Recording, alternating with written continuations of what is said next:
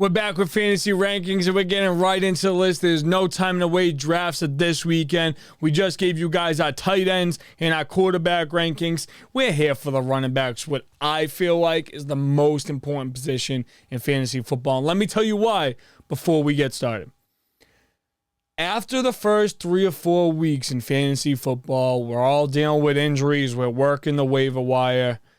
It gets tough. You know, the expectation when you draft a running back really high is that this is a guy that I'm going to be able to have for the season. He's going to be my bell cow. I can get touchdowns. I can get 1,000 yards. But I also feel like this is the position that deals with injuries the most.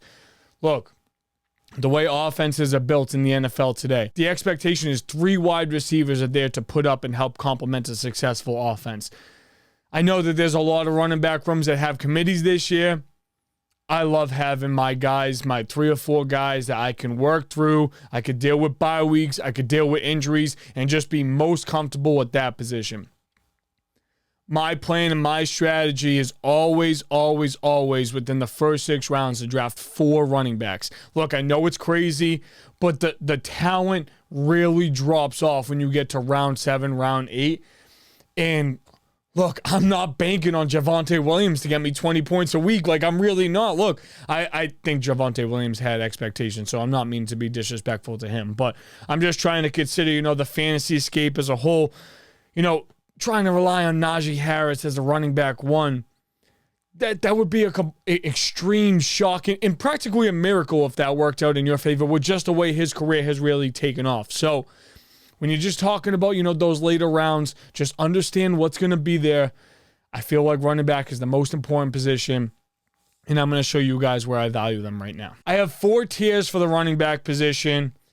You set it, forget it. Your RB1s, your RB2s, and then guys that you could have expectations for, but it's like, is there a scenario weird? Is there injury history? Is this a committee? There's a lot to deal with. So you're set it, you forget it. Most of these guys are your first, top 15 picks in the running back position. CMC, Brees Hall, Jonathan Taylor, Bijan. These are my top 4. This is the only guys in this category for me personally. Last year I had Saquon in this conversation. The reason why I don't have him in this conversation this year is I just think that there's a lot more threat weapons and ball to be spread around in Philadelphia. And I just feel like that's going to impact everybody a little bit. So that's not saying that he's not going to be a good running back. He's literally my first guy on that next tier, that RB2 tier. But just, with CMC, Brees, JT, Bijan, these are guys I'm expecting to get, 300 plus touches. There's a little injury concern with every single one of them, but you can't worry about that when you're drafting, in the top 8, and these guys are all getting taken off the board. I don't draft wide receivers in the first round. It's a really, really unique scenario if I draft a wide receiver in the second round. I'm trying to get a piece of these top 2 guys within, my 15 of these rankings. So CMC, Brees, JT, Bijan. I actually have a really big expectation for Jonathan Taylor this year. That's a guy that I'm targeting on the back end of 1, especially seeing some of the wide receivers fall. I would say Brees, I have a fantasy league that we get to do keepers with the 4th round and after.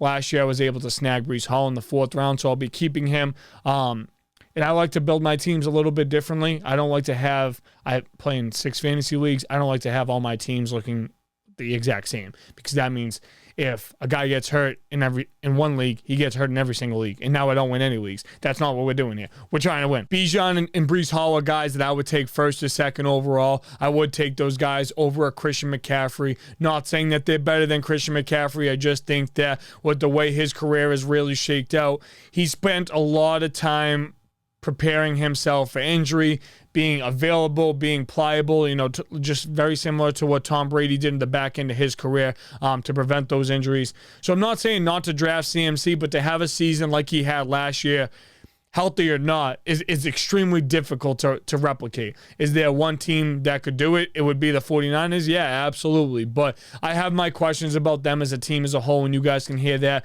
on my NFC West schedule predictions that we just wrapped up a couple weeks ago. To get into the next tier of the list, Top of that, I have Saquon Barkley. I think Saquon is a guy that you can rely on if you're a guy that gets, a wide receiver in round one, especially closer to like that back end. If you get like a CD Lamb, and then you go looking on the way back around, Saquon Barkley is a good running back to get there. Still like that running back that you can have high expectations for. I know that, a lot of people with Saquon put the injury questions out there. I think he's going to be a guy that'll be available for 10 games, especially with the way that the usage plan is for him in Philly. Second on that list, Josh Jacobs. Look, I think that's a perfect fit for him up in Green Bay. This isn't a guy that has a lot of wear and tear. We've seen him lead the league in rushing. I think he's going to get a ton of opportunities to get in the end zone. I think this is a guy that's going to rush for over 1,100 yards. We'll have over 1,400 scrimmage yards. The only way that doesn't happen is if there's a rookie that bursts out to the scene, but I'm not sharing no names because that's a guy I'm targeting a little bit later on. But you guys can do your homework and check that out. Green Bay Packers rookie running back.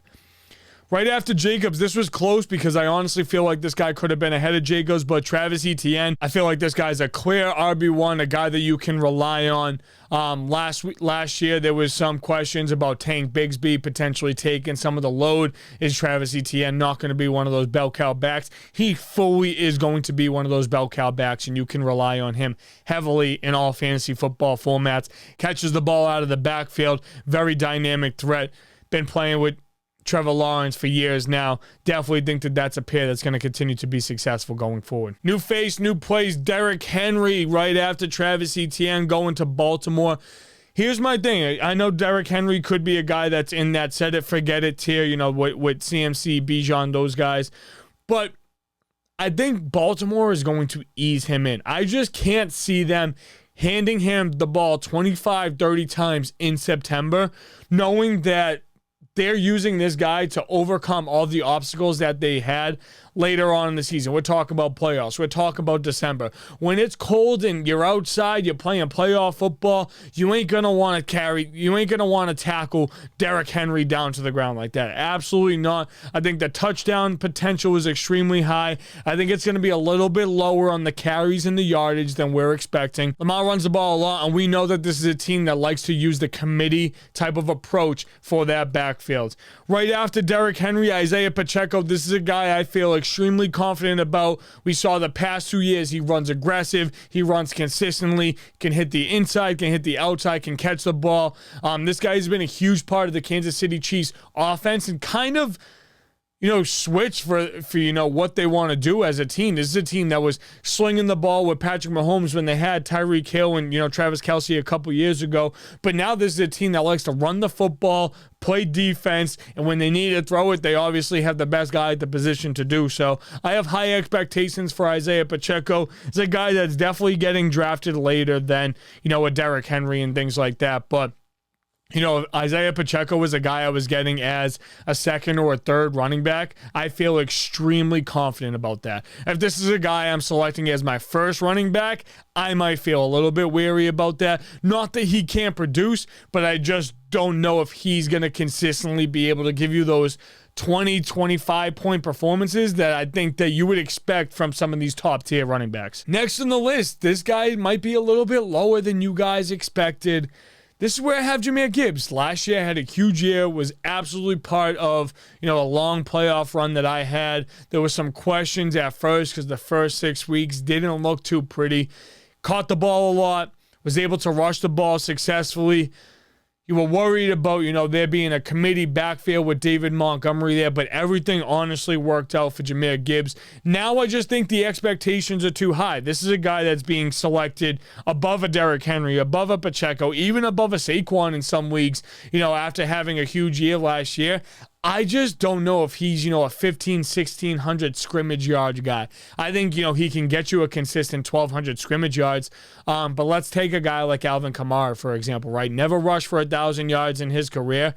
But has always been in the end zone, is very, productive when it comes to the scrimmage yards. I think Jahmyr Gibbs is going to have a very similar approach. And I just think the Detroit offense is going to open up for so many other guys. They're going to be better as an offense, but I'm not sure if Jahmyr Gibbs is going to have a more improved season than he had last year. I expect him to be on par with where he was for last year, and that's why I'm just not drafting him at the top of round 2. Just me personally. 5 more guys in this tier, this RB1 tier, before we get to our RB2s. Next on the list is Rachaad White, who burst out to the scene last year.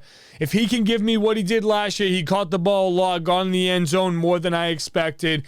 Tampa really surprised some people. I still think this is going to be a team to compete in the NFC West. I don't think that they're going to be an 11-win football team, but this team is going to win a tough 9 games. We'll play some of those great NFC teams well, and we'll drop a couple games that they probably shouldn't.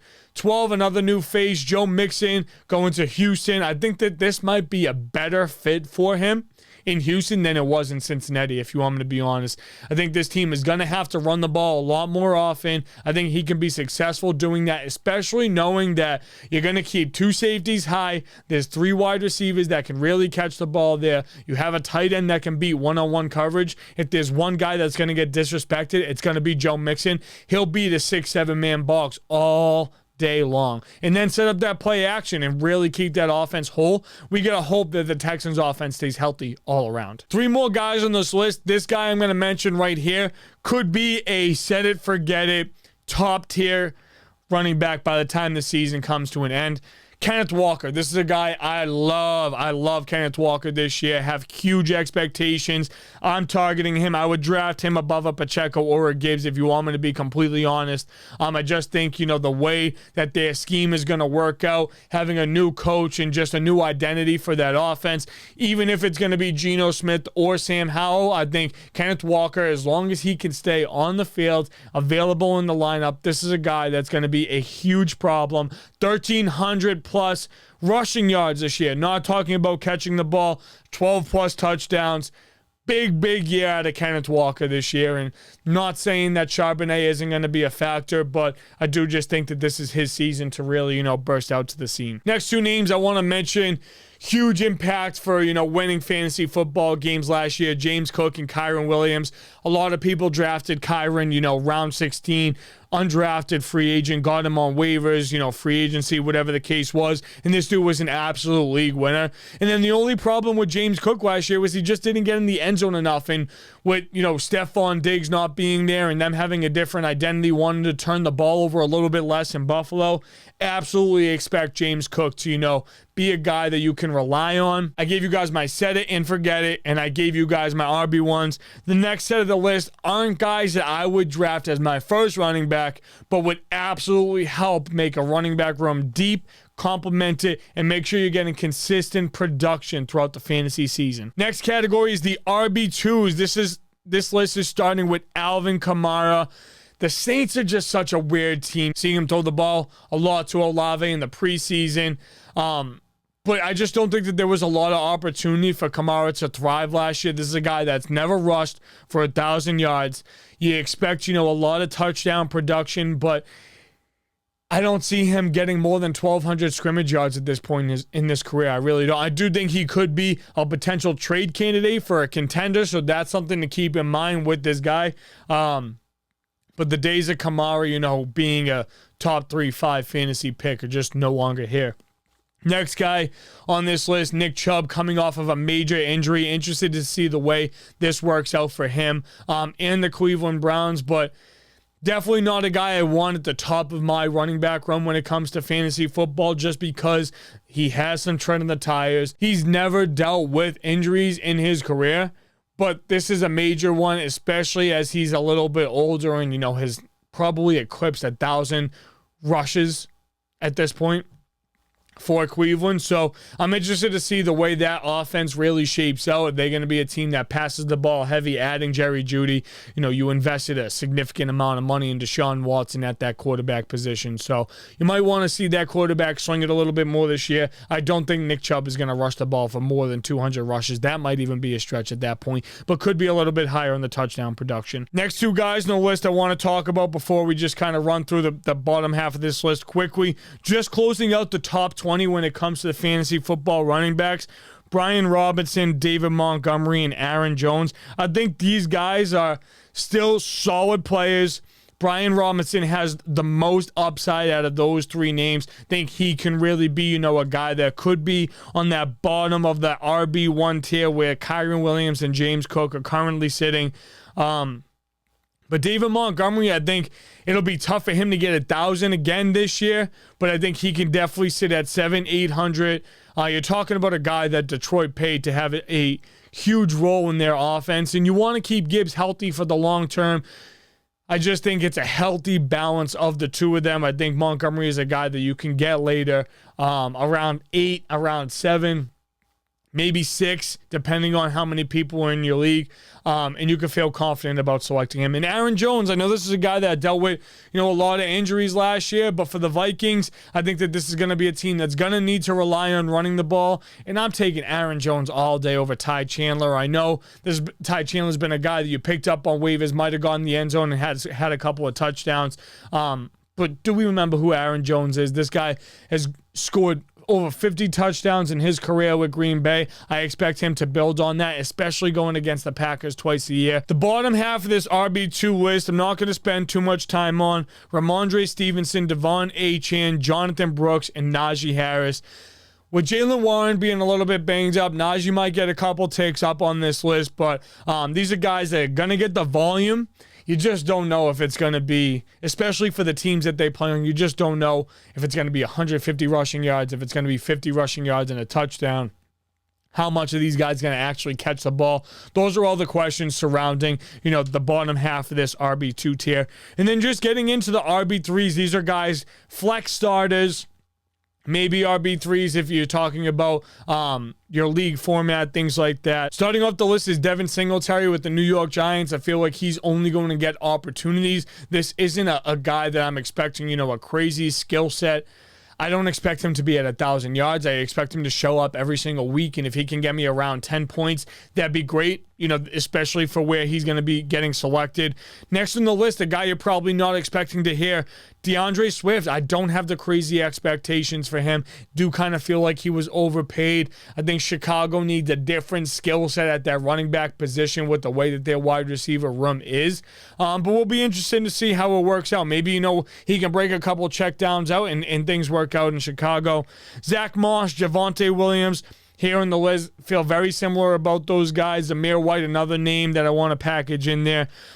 Trey Benson is in this category, but I do feel like with the upside potential and fit for his team, this is a guy that could sniff that James Cook, Kyron Williams territory by week 4 or week 5. Guys like Benson and Jonathan Brooks, I'm drafting much later on, but I have high expectations for every single year. You got fantasy rookie running backs that bust out to the scene.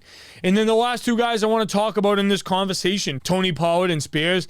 Look, I just think that's a split backfield that's going to be extremely tough to work out. I don't even know how Tennessee's going to be as a team. And now we're going to talk about splitting carries between two guys that have the same skill set. I just honestly think the way it's going to work out is whoever's the most healthy is going to play.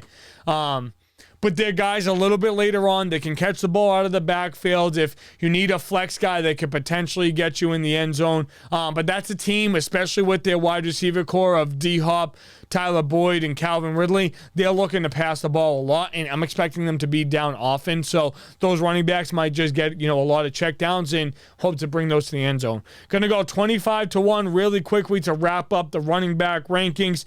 Devin Singletary, 25, Najee Harris at 24, Jonathan Brooks, Devin Achane, Ramondre Stevenson.